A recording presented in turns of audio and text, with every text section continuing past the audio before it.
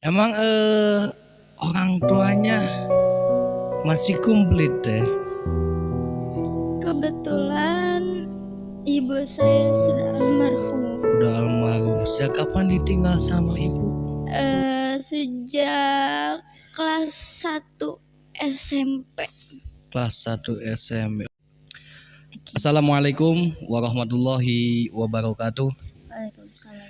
Bismillah, alhamdulillah, wassalatu wassalamu ala asrofil anbiya wal mursalin wa ala alihi wa sahbihi ajmain, amma ba'd. Kembali lagi di podcast Pondok Pesantren Ar-Rasyidin Fil Barakah. Kali ini kita kedatangan tamu dari Santriyah yang sebentar lagi akan mukim di rumahnya, akan pulang ke rumahnya, tinggal menghitung hari lagi dia akan pulang dan akan keluar di Pondok Pesantren Ar-Rasyidin Fil Barakah. Dan lebih detailnya kita perkenalan terlebih dahulu. Siapa namanya, Teteh? Assalamualaikum warahmatullahi wabarakatuh. Ya, perkenalkan, nama saya Mustika. Mustika dari mana, Mustika? Saya dari Cibarusah, Kabupaten Bekasi. Cibarusah, Kabupaten Bekasi. Sejak kapan mondok di Pondok Pesantren Ar-Rasyidin Fil Barakah ini? Sejak kelas 1 SMA. Kelas 1 SMA. Berarti sekarang kelas berapa, Teh? Sekarang kelas 12 SMA. Kelas 12 SMA. Berarti udah hampir 3 tahun ya, Teh? Iya, alhamdulillah. Alhamdulillah. Oh, pertama kali mondok ke sini itu keinginan diri sendiri atau dorongan dari kedua orang tua atau dorongan dari teman atau kalau bahasa Sundanya kabita sama teman-teman yang mondok ataupun gimana, Teh? Kepengen mondok sih dari diri sendiri, dari diri pribadi. Dari diri pribadi. Iya. Dari sejak kapan itu ada niat untuk mondok itu? Sebenarnya niat banget mondok itu sih dari SD. Dari SD. Dari Oh, SD. kenapa waktu SD atau SMP nggak mondok? Kenapa baru SMA sekarang mondoknya, Teh? Karena mungkin belum ada rezekinya. Belum ada rezekinya. Iya. Terus? Jadi dukungannya juga masih kurang dari keluarga, dari orang tua. Nah, jadi baru mondok tuh SMA. Baru SMA. Tahun berapa, Teh? Masuk ke sini tahun berapa? Tahun kalau nggak salah sih tahun 2019. 2019. Oh, gitu ya, tahun 2019. Waktu pertama Teteh masuk ke sini bagaimana sih kesannya? Kesannya pas masuk sampai sekarang hampir 3 tahun ini, kesannya bagaimana? Jadi kita ini adalah seorang santriah itu bagaimana perasaannya? Alhamdulillah banget sih, sangat-sangat baik. Banyak banget pengalaman-pengalaman yang udah saya jalani selama di pondok. Jelas jauh berbeda dengan sebelum mondok dan sesudah mondok ini. Oh, jauh perbedaan dari apa? Dari pengetahuan, dari keterampilan, dari pengalaman, ataupun dari segi apapun, ataupun dari kehidupan, akhlak dan sebagainya. Dari pengaturan keuangan juga ya, saya. Pengaturan keuangan juga iya. ya. Berarti waktu SMP sama SD itu Teteh banyak jajan ya? Ya begitulah, lebih boros waktu dulu. Oh, lebih boros. Ya. Alhamdulillah semenjak mondok bisa mengatur keuangannya, jadi bisa lebih baik dibanding yang kemarin-kemarin lah. Oh gitu ya. Alhamdulillah. Boleh tahu kepo sedikit, untuk uang jajan dikirimnya 1 bulan sekali, 1 minggu sekali, ataupun 1 tahun sekali, ataupun gimana? Untuk uang jajan sih 1 bulan sekali. 1 bulan sekali. Iya, 1 Boleh bulan. Tahu berapa nominalnya? 1 bulan sekali itu kadang 200.000, 200. kadang 100.000, 180. Oh, berarti kalau di detailkan 1 hari itu Teteh harus jajan di bawah 10.000 ya? Iya, tapi terkadang nggak jajan. Nggak jajan, habis uang? Enggak sih, sengaja nggak jajan. Oh, enggak. Supaya ada simpenan. Ada simpenan, oh gitu ya. Oh, terus pengajian ataupun ilmu-ilmu apa saja yang berada di pondok pesantren ini yang sudah teteh kaji, yang sudah teteh pelajari apa?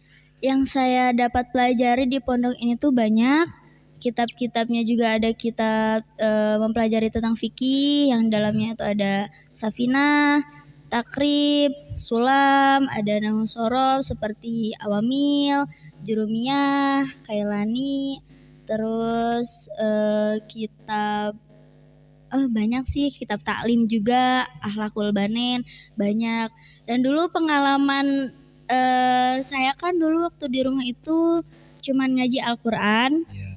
Dan pertama kali saya mondok itu lihat kitab, bingung ngisinya gimana, ngelogatnya harus gimana, ini gimana nulisnya.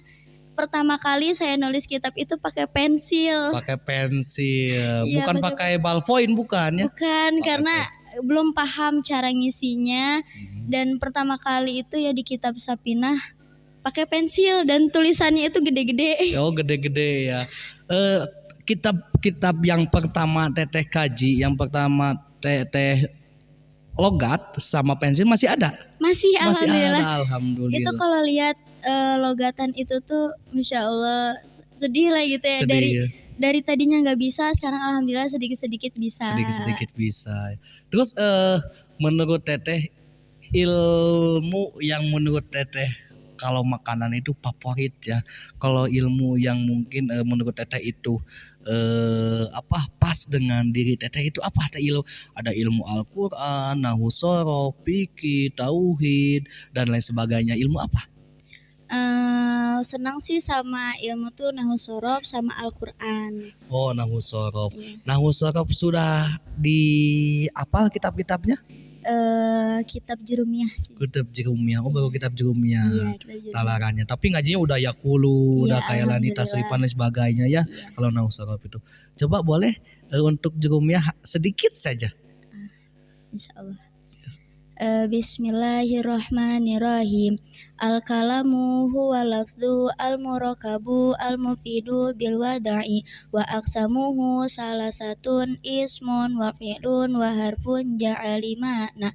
Fal ismu yurafu bil qabdi wa tanwini wa dukhulil alifi wa hurufil qabdi wa hiya min wa ila wa an wa ala wa fi wa ruba wal ba'u wa qafu wa lamu wa huruful qasami wa hiya al-wawu wal ba'u wa ta'u. Wallahu a'lam bishawab. Alhamdulillah. Udah ada bekal mungkinnya entar teteh ketika pulang ke rumah itu, mungkin kalau ininya udah bisa mempertanggungjawabkan kepada orang tua teteh.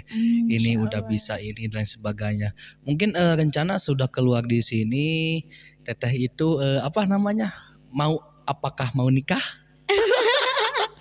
Apakah mau kerja?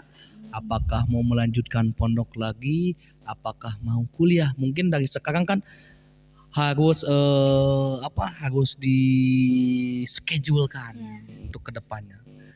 Kalau keinginan sih banyak ya, keinginan mondok lagi pasti pengen. Iya. Tapi juga pengen kuliah sambil usaha. Tapi punya keinginan juga di rumah itu bisa membuat pengajian untuk anak-anak. Pengajian anak-anak. Iya, model majelis taklim gitu ya, tapi anak-anak khusus iya, anak-anak. khusus anak-anak.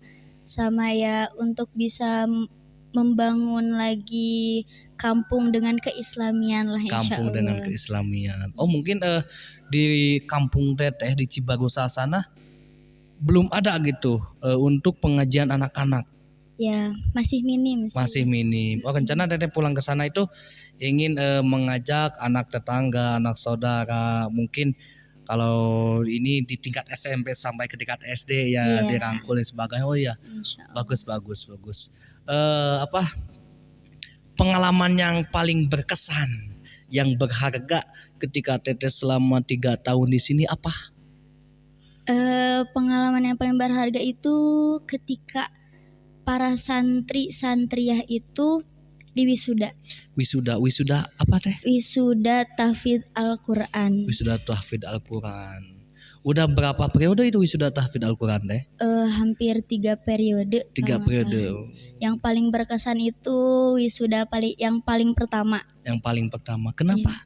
Karena disitulah kita ditonton oleh orang tua. Oh gitu ya. Sampai dihadiri oleh banyaknya orang tua. Berkat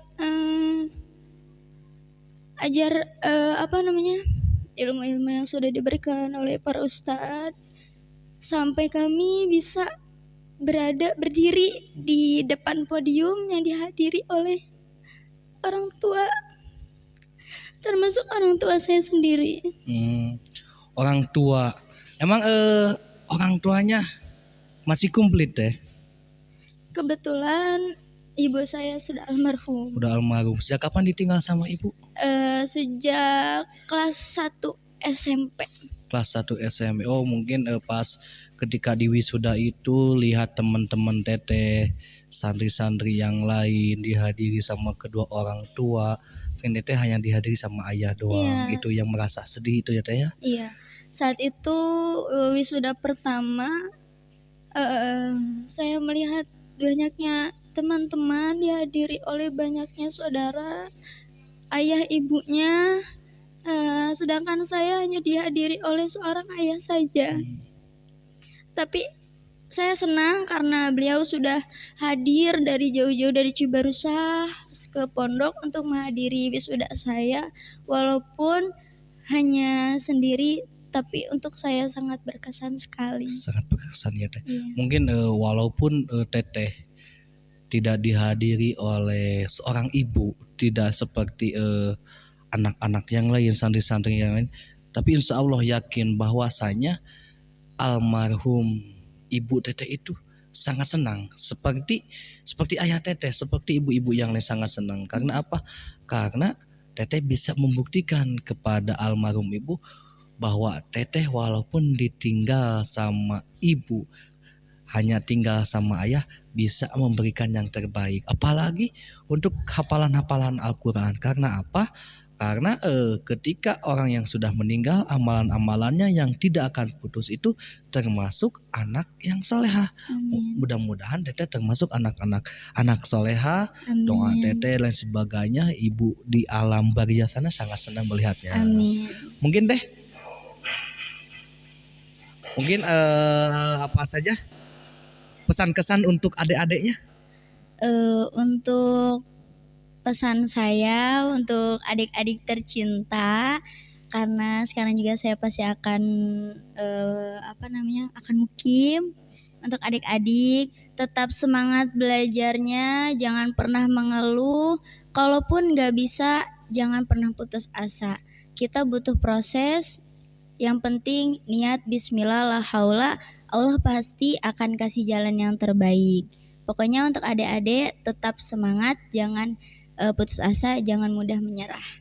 Itu aja teh. Ya. Ya, terima kasih atas waktunya dan mohon maaf sampai ke air matanya ketetesan, itu mutiara-mutiara berharga, berkesan.